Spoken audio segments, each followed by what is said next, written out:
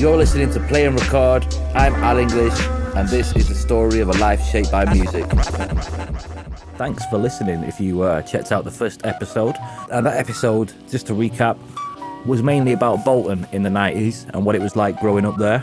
It was a town that was so proud of its football team and its place in the Premiership. So I also went on to talk about how I struggled to fit in with the whole football culture, how it just didn't speak to me from the offset, and despite actively trying to get involved with it, trying to buy the football shirts, trying to go to the football clubs, etc., I just didn't feel it, and it seemed to come so naturally to everyone else. I went on to talk about basketball and how that really appealed to me, particularly the culture that surrounded it, but unfortunately that didn't work out either. So, I think in this episode I would like to talk about computer games, because in the background, behind all the attempts to try and fit into the football, I can't remember exactly when I saw the first computer game, but I just know that I was hooked on it from a very early age. Used to go to out of school clubs, and there'd quite often be a NES around, and there'd be like a crowd of people surrounded around this NES, and people would be playing it, taking turns on it, and it was dominated by the older kids. So I never got a go, but what I did do was sit myself right in front of it and study it. Like, it was so interesting to me. I also used to go to other friends' houses, like after school or weekends, to play. Quite often they'd have their own games consoles, which to me was like, oh my god, you've got your own games console, which they didn't even seem, like it was a big deal, but to me it was a huge deal. So I was just like, let's play it, but obviously they got bored of it by then, so they wanted to do something else, and it used to create this divide. So I just wanted to sit there and just use their computer game system. Every time I got a chance to go on a game anywhere, I would do. Like we would go on holiday somewhere in England, and quite often there'd be like an arcade, and I'd either put some money to go in the arcades, and I'd usually be drawn to the sort of more violent games. I was a big fan of like Mortal Kombat and Street Fighter. There was also a time my mum took me to a gymnastics class at a place called Horwich, which is just the other side of Bolton. The whole leisure centre's been changed now, it's all really modern, but back then it was pretty old school. She used to take me to this gymnastics class on a Saturday, and I used to not be interested in going whatsoever, but she says, just try it, come on, just have a go. So I'd go and do the gymnastics class, but I'd secretly clocked that there was an arcade machine in the reception area, and it wasn't just any arcade machine, it was Street Fighter 2.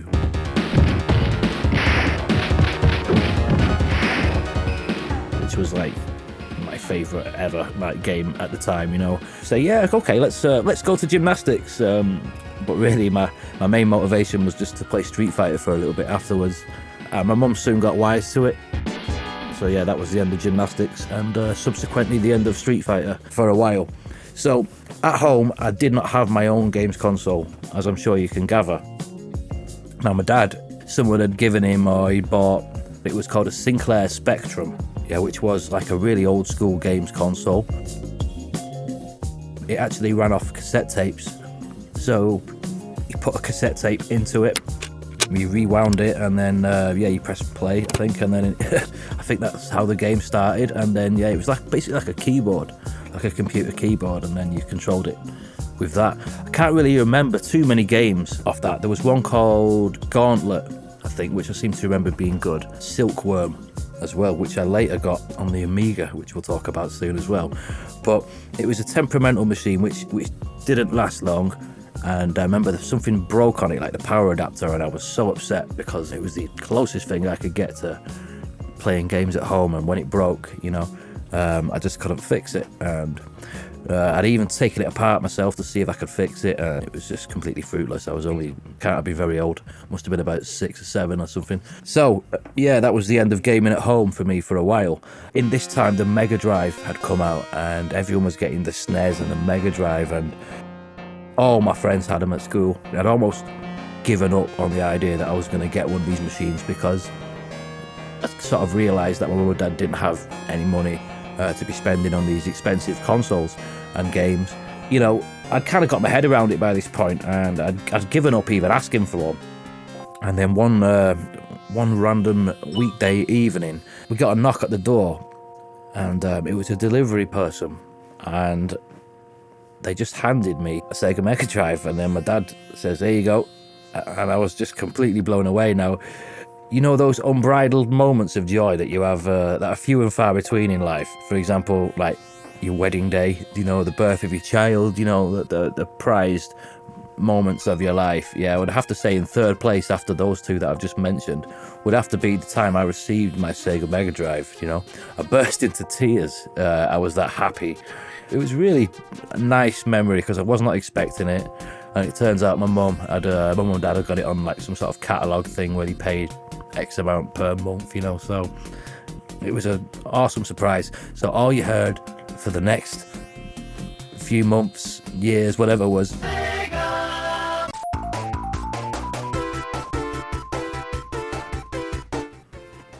yeah, I think I drove my parents absolutely crazy, because obviously this is the days before you had TVs in your bedroom and everything, so you had to hijack the main TV in the lounge.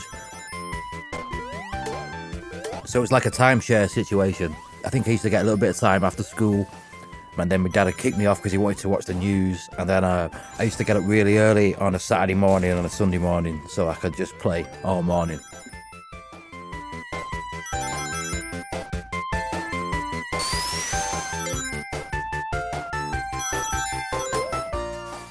I think one of the things that the young'uns might find it hard to get their head around at this point is that you couldn't actually save your games on these things. I think some of the later Mega Drive games started to bring that in, but the early ones, definitely you had to start again every single time you turned it on, level 1. I don't think the new generation would stand for that anymore. I have to say, I think some of the music on these games, yeah, some of the music has stayed with me all these years. Some of the music on, if you ever played Road Rash, there is the cheesiest but best music ever on that.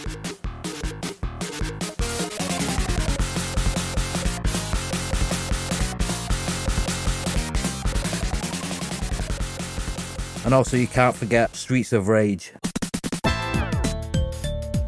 Streets of Rage, like 2-player on that. What a game that was. And there were some absolutely horrendously shit games as well, like I remember having one called Rise of the Robots, and I remember when I went into the shop, there was a shop on Charlie Old Road that did like pre-owned games. We used to go in and I traded one of my games in for this game with a bit more money. It was called Rise of the Robots, and the cover looked absolutely amazing. It made it look like it was the best game. It had this big CGI looking robot thing, Terminator style, you know. It looked really cool, and it also said like music from, I'm sure it was Brian May. I'm sure Brian May had something to do with this game, you know, although he probably won't admit it. And the guy told me, he says, "Are you sure you want to swap for this game? It's the shittest game ever." He didn't actually say that. He says, "It's possibly the worst game ever made." Those are the words he used. So, and why I didn't take this guy's advice, I have no idea. But there you go. I should have listened to the guy, because an 8-year-old me took it home, and it was just like a really shit copy of Mortal Kombat. It was just horrendously awful. At this point, I think I'd like to give a shout to my Uncle Dave, because he was mad into computers and gaming in general, and my dad just didn't know anything about computer games, and he didn't seem to be interested in them in the slightest. So to have someone like Uncle Dave there was amazing, because he would take me to like these computer fairs, one at a place called Bowlers in Manchester where I later performed at, huge arena, and they used to do these big computer fairs there, and things used to be cheap and stuff, and he was big into the Amiga. Of all the home computers you can buy, the Commodore Amiga 500 is by far the most...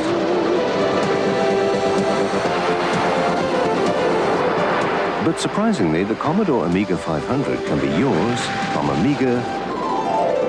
Call Commodore Computers on...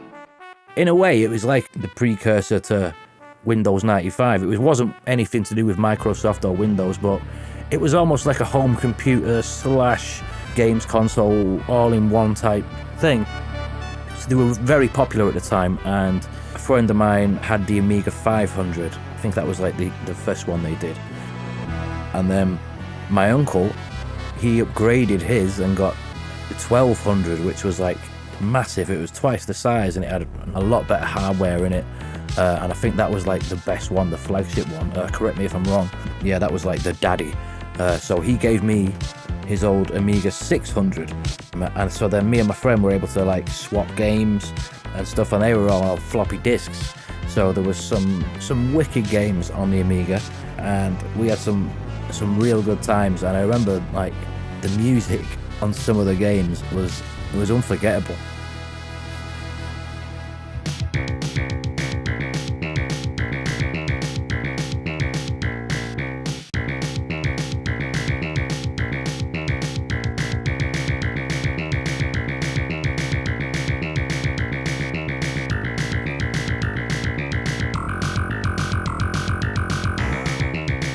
So the Amiga as well, you could, if you knew what you were doing, you could copy games as well. So if your friend had a game that you liked, you could use this disc copy software. I can't remember what it was called, but we used to use it where we'd copy each other's games as well. So that sort of started us on the road with a little bit of computer knowledge in the early days as well, because this was before we were 10 as well. So we were doing this sort of stuff with copying each other's games, so we didn't have to pay for them and whatever. And then later, I ended up with my uncle's Amiga 1200, which was, wow, you know, that was a real machine. You know, I think I had a printer with that as well, like a little dot matrix style printer as well. It was a cool thing. I'd love to have that Amiga now, particularly for the music software and stuff, which I never really got my head around at the time, but I would love to have a tinker with now.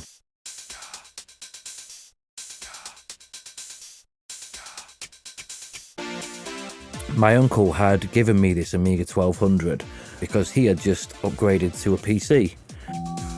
Now at this point, I think Windows 95 had just sort of come out. That's the first Windows that I can remember making a massive impact. I can't really remember hearing much about Windows before that. There was these old machines called BBC computers which took a massive floppy disk, which were like, you could literally fan yourself with it, they were that thin. But yeah, I think Windows 95, from what I remember, that seemed to be the point where people were getting computers inside their homes, you know, like Microsoft computers. So it wasn't long after this that I was able to get my very first PC, and once again it came from my Uncle Dave. He would basically give me his computer hand-me-downs, which I owe a lot to Uncle Dave really, because giving me a computer at such an early age, you know, and I had such an inquisitive mind. I spent a lot of time learning how it all worked and, you know, finding out and basically wrecking it, you know, and then, oh, I won't do that again. Do you know what I mean? And finding out what all these different things meant. And there was no internet back then, or there was probably in its early stages, but I didn't have it. I think it had a 3 gig hard drive. I can't remember what memory it had, but obviously it would have been something extremely minimal. And it used to run like games like Quake, things like Doom, and stuff like that. I remember having Theme Hospital as well, if anyone remembers Theme Hospital. So you're probably wondering as well, like, when is all this gonna get to the music? And that's a fair question, because so far I've been rambling about football, basketball, computer games, and you're probably thinking, I don't give a shit about computer games, I want to hear about some music. So this is the moment. So having this computer, something happened. So check this out. I got a box of cereal, right? And the reason why I bought this box of cereal is because something was advertised on the side of it. Do you remember when they used to put stuff in cereal boxes? I don't think you get away with it these days with, you're probably like not allowed to do that anymore for whatever reason. But yeah, you used to get all this stuff in cereal boxes, usually a shitty little toy. But on this occasion, they had a CD. And on the CD was a demo of something called Dance EJ. Welcome to the Dance EJ. Now, it said, make your own music with this demo, you know. That was my first taste of making music. I took the CD home installed it on my computer. Now EJ was basically like my first music software, and that's basically what it's designed to be. It comes with a lot of pre-quantized loops and sounds, usually of the very cheesy variety. And there was different ones. There was dance EJ, hip-hop EJ, electro EJ, I don't know, rave EJ, all these different types. But this particular one was dance.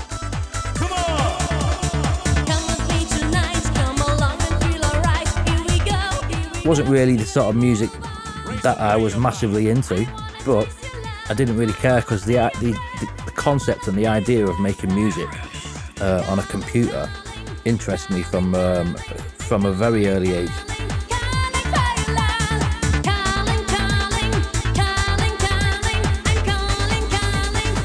So the idea was you drag all these different sounds from the various folders in the program, you drag a bass line in, you drop it all in, and then you'd add a bit of, and then you can choose where it all comes in. You can put it in a sequencer, and it's dead user-friendly, dead colourful, and it's really limited to what you can do. A, because it's a demo, and B, because it's EJ. It's not meant to like give you a serious control over stuff. It's just a bit of fun. But that, honestly, I would say provided the foundation for any sort of like music production that would follow. Now, I didn't really mess around with this program that much because it had about 30 loops included with it, so it was really boring after a while because you just get different variations of the same sort of thing. Nevertheless, you know, the whole concept of it began there.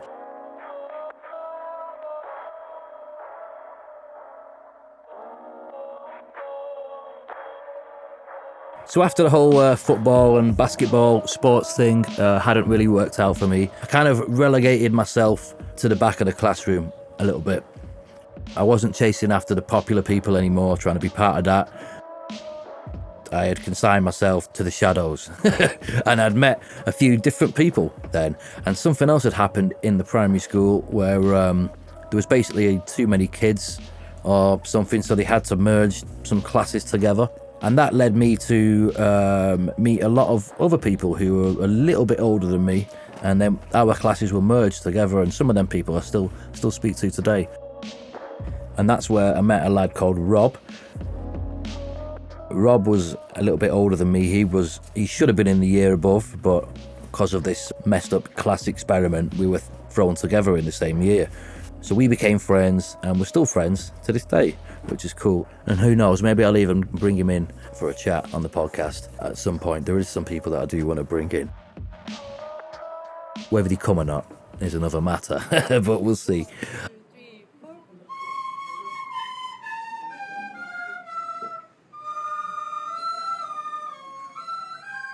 And everyone in my school class played the recorder.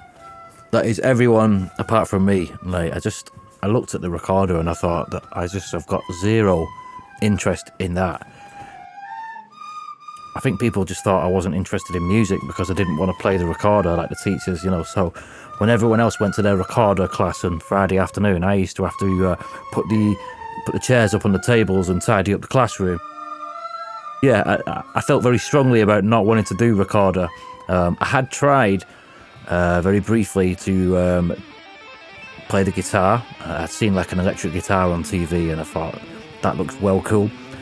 And then I'd asked to do it, and then when I actually went to the lesson, it was a little Spanish guitar, and he wanted me to play Three Blind Mice or something, and I thought, no.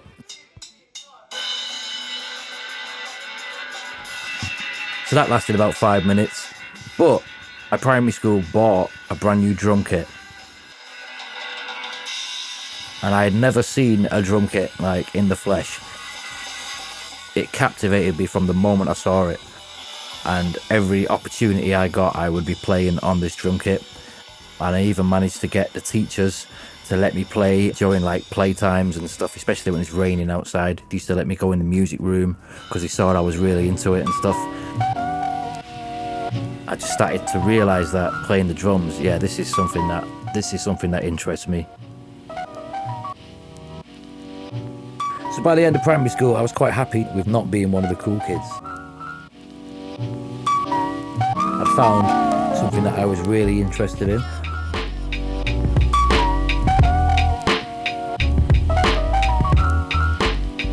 So join me for part 3, when we're going to be talking about drumming and skateboarding.